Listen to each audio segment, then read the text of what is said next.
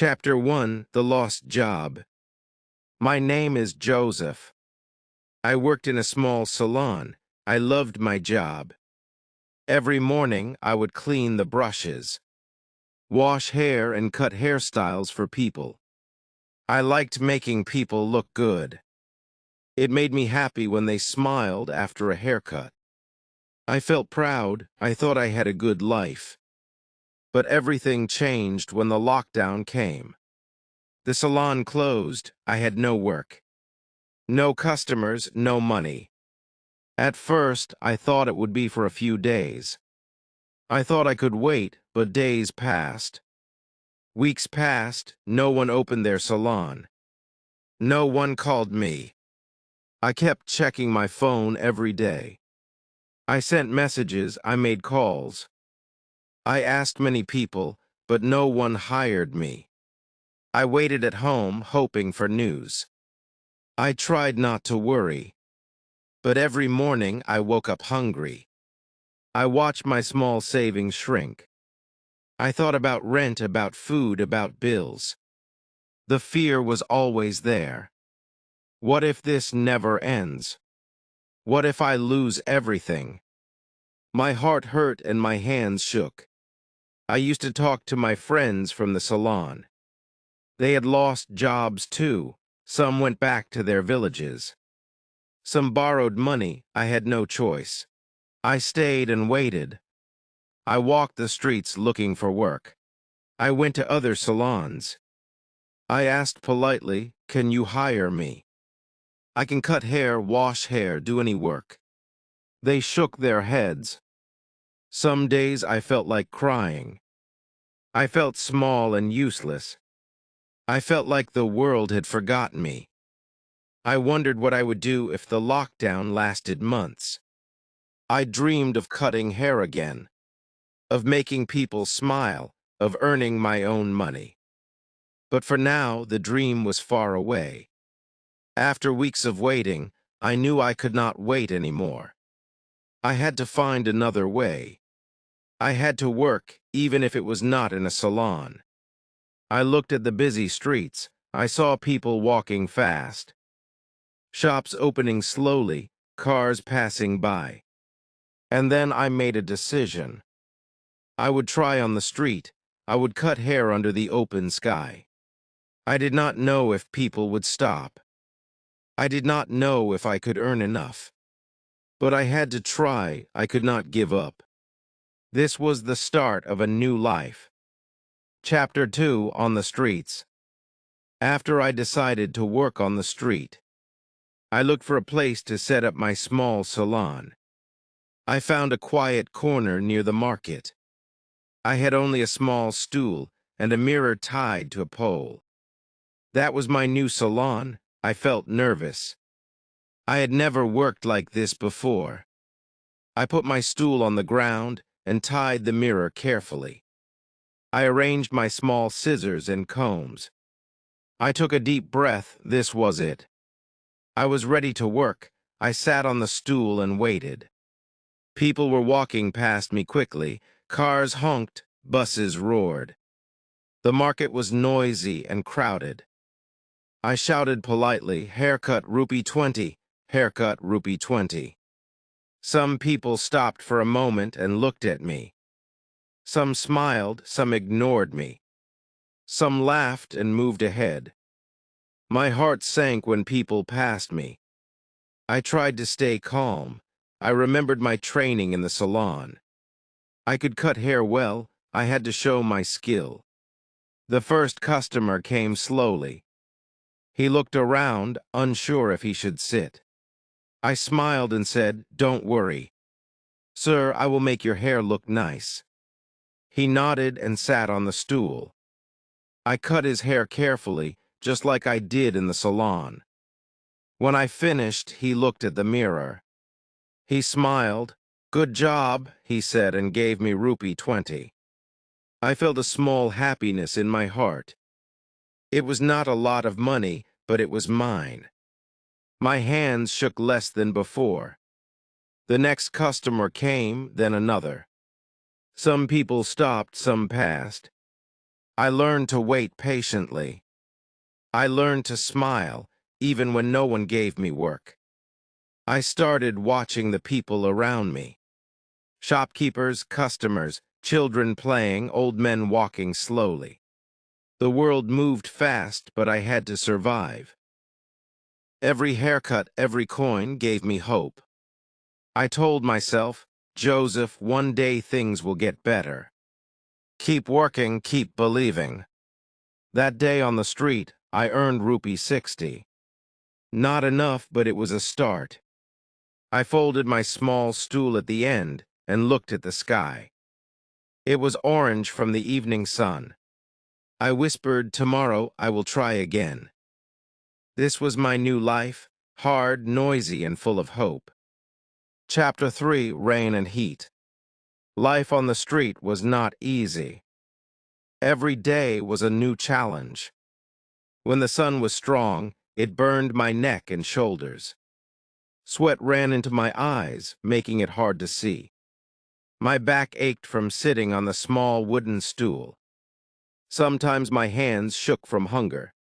But I kept working. I had to survive. Rain was even worse. One afternoon, dark clouds covered the sky. A strong wind blew, then heavy rain started. Water splashed on my stool and my small mirror. Customers ran away, holding their umbrellas. My scissors and combs got wet. I tried to cover them with an old plastic bag, but it was not enough. I felt helpless. I thought, how will I earn money today? Some days were very quiet. Few people came. I watched cars and buses pass by. People walked fast, busy with their lives. I felt invisible.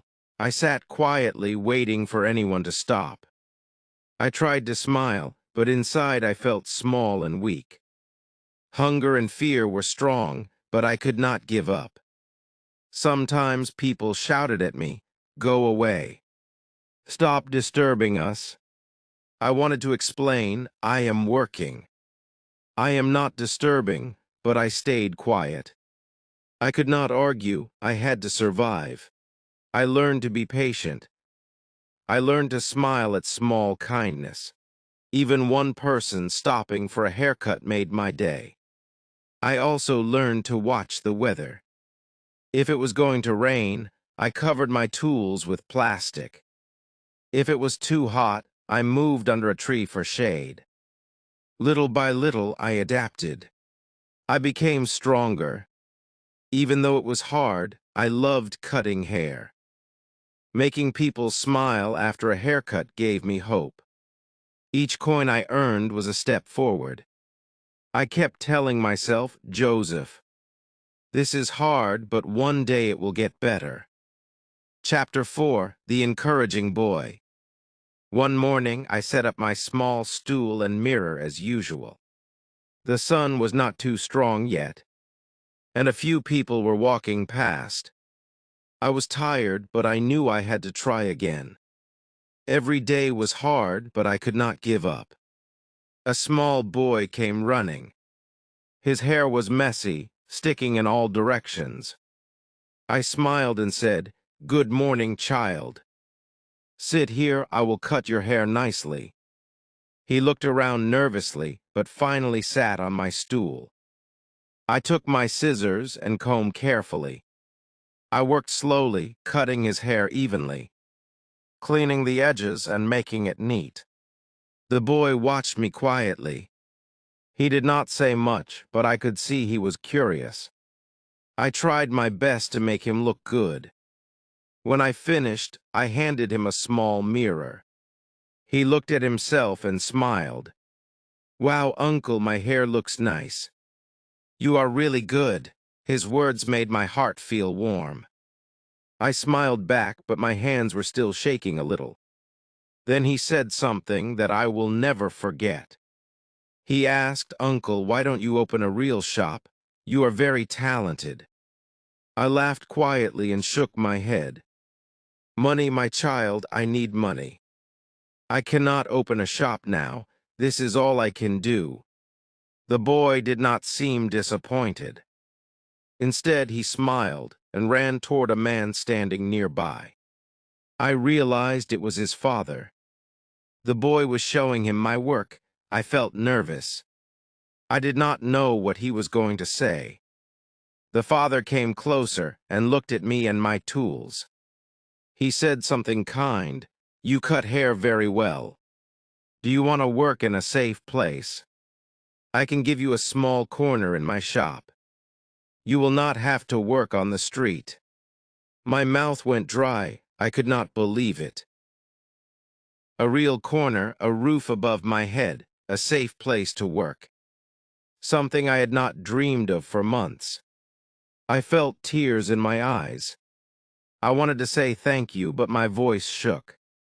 I nodded and whispered, "Yes, I will try."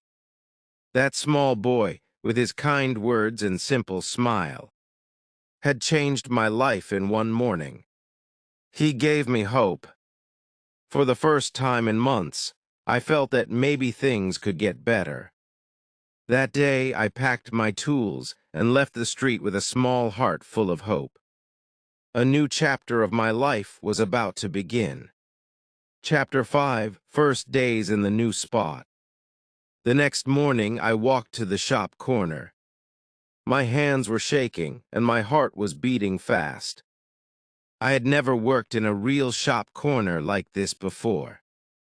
I carried my small stool, mirror, scissors, and combs carefully. When I arrived, the man smiled at me. "This is your space," he said. "Set up your tools, you can start working." I looked around. The corner was small, but it had a roof. There was a wall behind me. No dust, no street noise so loud, and no rain splashing on my tools. I felt safe. For the first time in months, I felt that I belonged somewhere. I arranged my stool and mirror neatly. I put my scissors and combs on the small table. I took a deep breath. My first customer arrived, a man with messy hair. I greeted him, "Good morning, sir. Please sit. I will make your hair look nice." He smiled and sat down.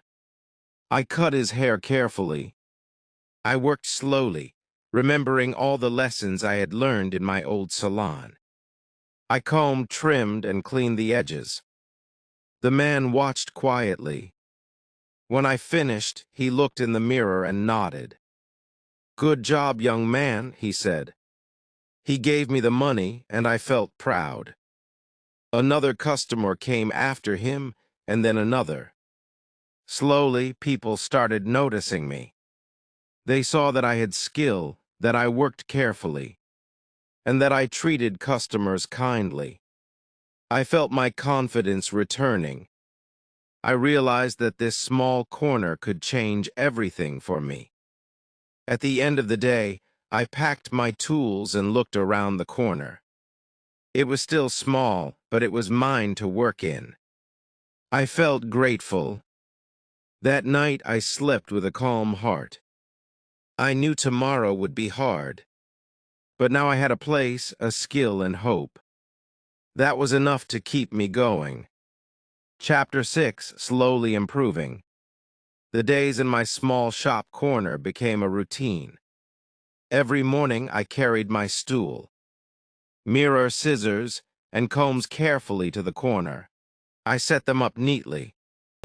The roof above me kept the sun and rain away. It was small, but it was safe. Slowly, I started feeling at home. Customers began to notice me. Some came from the street where I used to work. They had seen my skills before. Some were new. At first, I felt nervous cutting for strangers.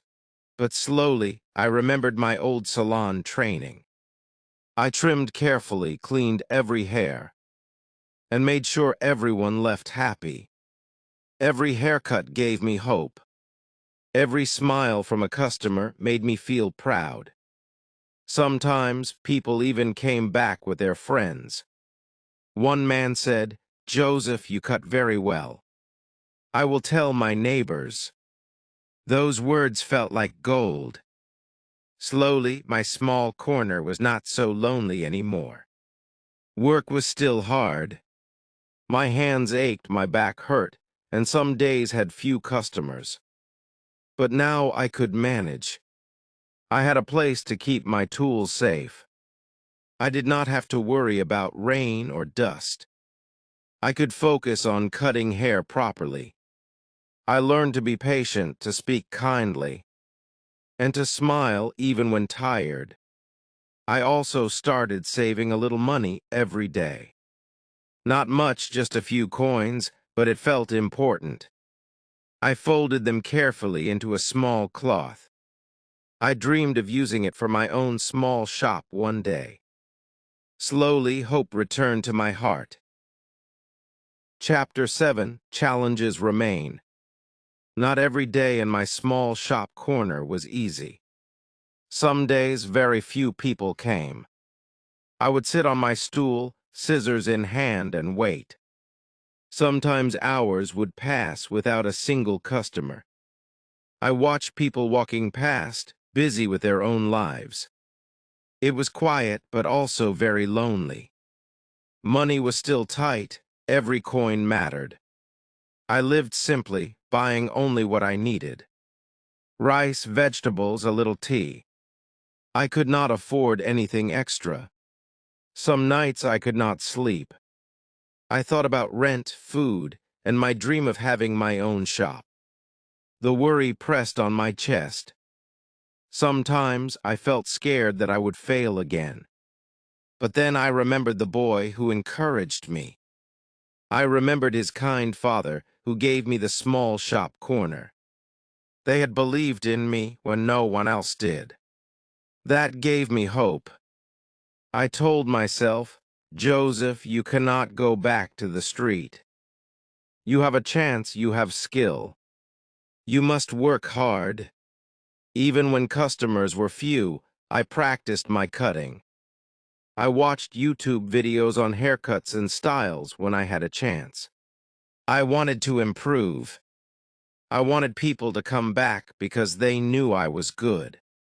Chapter 8: A Dream Reawakens. While cutting hair in my small shop corner, I often remembered my old salon days. The clean walls, the smell of shampoo, the brushes neatly arranged, and the feeling of pride when a customer smiled. It all came back to me. I realized how much I missed having my own space. I began dreaming again. I dreamed of renting a small room for my own shop. I imagined it clean and bright. I imagined a mirror on the wall, shelves for my combs and scissors, and a small chair for every customer. I imagined a place where people would trust me, where I would feel proud again. I knew that dreams were not enough. I had to work for them. I found a small jar and started keeping my savings there. Every coin I earned, I put it carefully into the jar. I thought about decorating the small room, keeping it clean, and making customers feel comfortable. I imagined my parents smiling if they could see me working honestly again.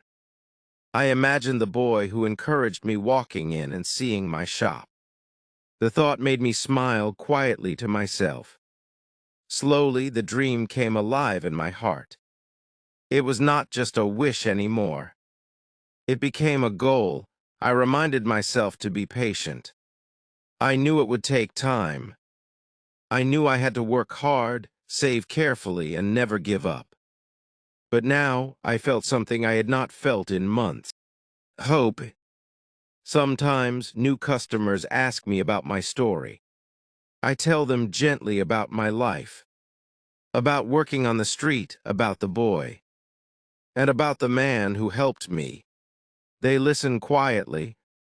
Some give extra money. Some encourage me. I feel happy knowing my story can inspire others, just like I was inspired. At the end of each day, I pack my tools slowly. I look at the small corner and whisper, "Thank you." Thank you for the chance. Thank you for the help. Thank you for hope. I know now that one small act of kindness can change a life forever. I am proof of it. Life is still not easy, but I have learned patience, hard work, and hope. I am Joseph, a street barber. I have a corner to work in, customers who trust me, and a dream that is slowly coming true.